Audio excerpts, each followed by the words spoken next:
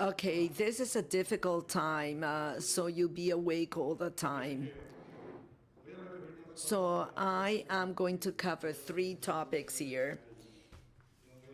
I'm not going to dwell on each one of the topics, and since they've asked to recover the time we've wasted, or not wasted, but we do have a delay here.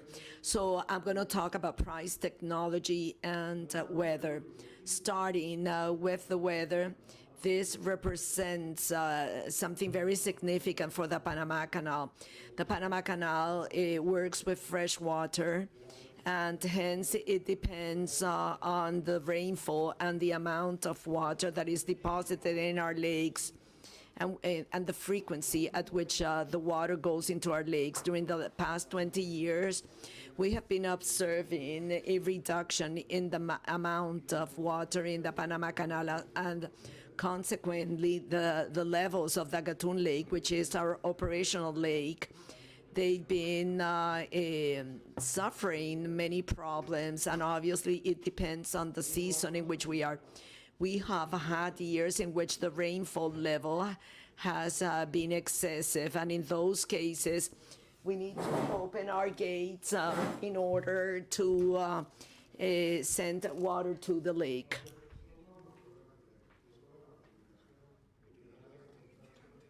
So we have two problems: rainfall, and we also have another element, which is the one that requires the regularization of the volatility that we are experiencing because of rainfall problems. A couple of weeks ago, the Panama Canal entered into agreement for the conceptual design of the water solutions for the next 50 years.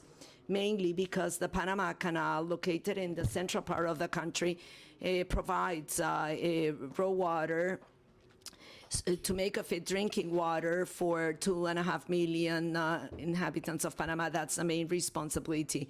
So we also have the responsibility of having sufficient water for the transit of ships. In the year 2020, there is something there related to the level of the Gatun Lake. So the lower the lake level, the higher it's the charge for fresh water. Last year, which ended in September 30, which is our fiscal year, the water level was maintained at the maximum operational level of the canal. So then the charge for fresh water was in the lowest level. This freshwater charge resulted in two lessons for the Panama Canal: to have a dynamic price subject to market conditions. In this case, the rainfall level, the water rainfall level, and the Panama Canal, nor our client, I mean, they just have no control over that. We were taking the volume of water in the Gatun Lake, and based on that operational level, we established the freshwater charge corresponding to that operational day. Another important element that was introduced with the freshwater charge was a forecast of 60 days on the estimated level of the Gatun Lake, on the depth of the Gatun Lake for the coming 60 days. This was critical information for our customers, to the extent that their conditions for freight factor could be affected by the draft available in order to cross the Panama Canal. Hence, sharing information the same way in which it is done in the futures market for other products and inputs. We had established a future price for the estimated corresponding level of the Gatun Lake for its future operations. What is the idea about a system like that? To establish a transparency level in which the customer and the Panama Canal could share the information, could allow for our customer to make the best possible decision based on the information we had available, and this way to make operational decisions for the charge level whenever they cross the Panama Canal. Decisions prior to this system were that At the moment, the canal didn't have a sufficient draft. Some draft restrictions were established. So this forced the ships to have a lighter cargo. So the recovery of the investment will reduce per trip. So this way, there is a higher level of certainty, a higher level of information, so the customer will understand the operational condition of the Panama Canal, and based on this, they will make decisions. We have been extrapolating this to other topics. And our vision towards the future, and I go back to the first one of the three, which is price. It takes us to the recognition that the Panama Canal price structure during the U.S. management was a price for all the ships under the same measurement unit. Once the Panama Canal was transferred to the Republic of Panama, obviously we tried to reach like an estimate. We had different groups, the one for tankers, the one for bulk, the one for containers, cruises, in order to establish a price structure that will be better adjusted to each one of these segments. So a price structure was established related to the segments. That was a way of capturing the diversity of demand and the fact that anticipating the waiting time and those that were under itinerary and compared to those that are not under itinerary, the price condition was different. So we established a booking system. There are some dynamic elements that come from the previous administration of the Panama Canal. These dynamic elements became very complex. Today, the Panama Canal has around 430 different fees. And we have approached the industry in order to determine a smaller number of tolls or freights for the Panama Canal. We are not going to reach the extreme under the U.S. management to have a price, one price for all the ships, but acknowledging what we have learned about the segments, try to have stable prices within the segments. To that extent, we have arrived at the conclusion, and that is what we are proposing the industry, and we are going to be distributing a document to our clients in order to obtain a reaction. It will be a structure quite different from the existing one in terms of tolls. This price structure has three components. A base price, a fixed price that depends on the gate. On the gate use, the old one has a minimum crossing price. The Neo Panamax is going to have a minimum crossing fee. In addition to this base price to cross the Panama Canal, we are going to add a layer that is going to be determined by the charge capacity of the ship. If we're talking of a container ship, it's based on TEU, and in the case of bulk cargo or fuel like LNG and LPG, we have it per cubic meter or CBF, but always with a conversion that is tons of the Panama Canal, which is the standard measure based on which we define our price structure and based on which we have our competitiveness index, price and result. Because of that base, we have a price that is above the minimum fixed price established with which we start the crossing of the Panama Canal, and that is going to be related to the tonnage capacity. Most likely in some segments that price compared to today's price is going to decrease, and in other segments it is going to increase, but that is the second component of the price structure. The third component is based on the experience that we have had with the freshwater charge, and to make more dynamic the prices based on the bookings to cross the Panama Canal. This dynamic prices represent some of our price structure is going to be given by supply and demand. In the case of bookings, whenever there is a space in the Panama Canal in order to cross an additional ship, the only way you can assign this crossing is selecting that one that is willing to pay the highest price. So instead of having pre-established rules, the system should move towards a structure in which supply, demand, seasonality, days of the week play an important role in price dynamics, and with well-established rules and a properly defined futures market, sharing information with our customers so that they will know which is the capacity available or not available of the canal, and which is the possibility of having additional possibilities. It's a transparent rule. And the rules are previously established. This requires important technology and data in order to share with our customers in such a way as to have a transparent exchange. That is the third component. So we have a fixed element that has to do with the return on investment. We have a variable one that represents the component of the ship's capacity, and a third component which is dynamic, and it reflects the market conditions at that moment. Why? Because the Panama Canal has a finite capacity. And as we informed the team, if the room is not used, that income is not recovered. So the availability needs to be there in order for the customer to use it whenever there is demand for the crossing of the Panama Canal. We're going to start sharing this data as of this month. And by January, the customers will have the data, and to have like a hearing, quote unquote, hearing process starting in March. First, the structure. And after January, we will be analyzing the new price levels that apply for each one of these categories. A third element is technology.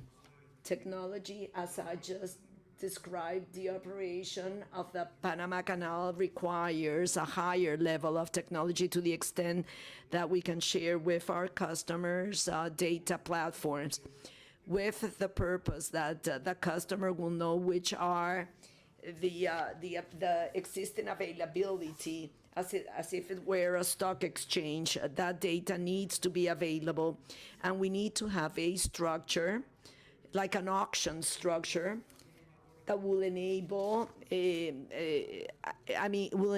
for people to have the flexibility to use that space whenever they need it. But in a long term, part of our price policy is going to be used for what remains of this decade. There are two additional elements that we will incorporate in 2025 and in 2026. In 2026, it's that of carbon emissions. It's a surcharge. The ship with higher carbon emissions will have to pay a higher price to cross the Panama Canal. The reason is not that the Panama Canal has decided to be carbon neutral by the end of the decade. And to attain this, we are acquiring an important amount of land for reforestry, and to reduce the carbon footprint of the canal, and to reduce the carbon footprint produced by ships when they cross the Panama Canal. So there's going to be a similar charge than the freshwater charge, which is going to reflect the carbon emission condition, together with a global initiative we have that the maritime industry will be of zero carbon emissions by 2050. The higher the number of carbon emissions, the higher the price to be paid, with a certification generally accepted by the industry. So it will not be an instrument defined by the Panama Canal, but for it to be an instrument of general acceptance. The other topic we are interested in, given the existing capacity of the Panama Canal, is that of technology and the ship's technology. The technology of the ship crossing the Panama Canal. In the past century, the Panama Canal defined a ship which is Panamax, that had the largest dimensions to cross the gate.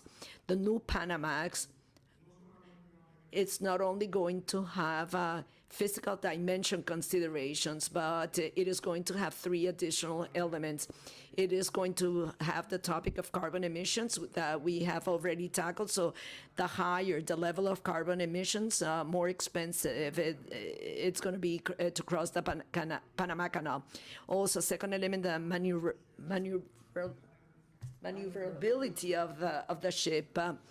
So, I mean, if it has a higher level of maneuverability, it's going to be much easier to cross the Panama Canal. And the technology is there to better drive a boat in confined areas. So having said this, we are working with shipping companies in order to define the next generation of ships and which are the operational elements the ship should have in order to operate and to cross the Panama Canal at the lowest cost. The ship with the technology, with maneuverability in order to have an easier crossing will pay less than a ship that doesn't count on that technology to navigate. That is an incentive here. And we're talking with shipping companies that are designing the future generation of ships is going to help define the ideal ship to cross the Panama Canal. Together with this concept, there is a third element that is related to technology, and it helps in the navigation. In the next 5 years, the Panama Canal is going to invest $500 million with the purpose of establishing a communication system. And in that sense, we have to set a telecommunication standard between the vessel and the control and tracking system of the Panama Canal in such a way that we will know in real time which are the conditions of the ship. Most of the technology that is necessary to do this is already operating in certain ports. This is a technology that in this case can be applied naturally because those that operate infrastructure, whether ports or the Panama Canal, we depend on that, on the ship's technological condition in order to make much easier the operation of the Panama Canal and to make easier the crossing, because since the capacity is so limited, we need to stretch that capacity that we have available in order to have the highest number of crossings.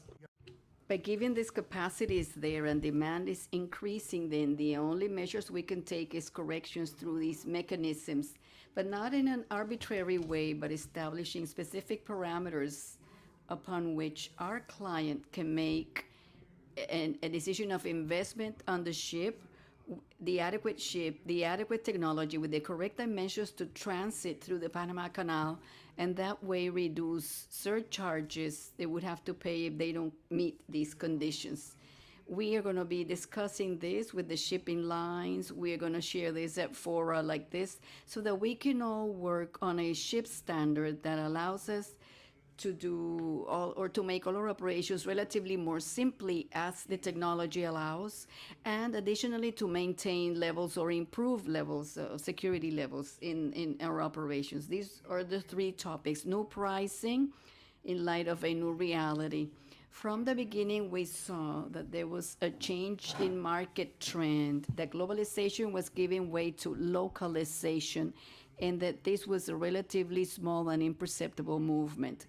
COVID has simply accelerated this process, this migration from origin and destination of markets, of a different disposition of crews, types of vessels, types of structures, pricing regimes, lackings and surpluses in different locations. And looking at all this, at the Panama Canal, we're working on a different strategy that allows us to address the challenges of the next 50 years of canal operation. For the rest of this decade, we are considering the possibility of investing close to $20 billion in order to undertake all our water, technology, carbon neutrality, and additional investment projects in order to generate in the margin additional capacity and continue maintaining service quality. I cannot finish without acknowledging the organizers of this event, recognizing them for an extraordinary organization in a first event in person after a year and a half, and recognizing Cartagena as a wonderful host of this event for all those who visited. Thank you very much.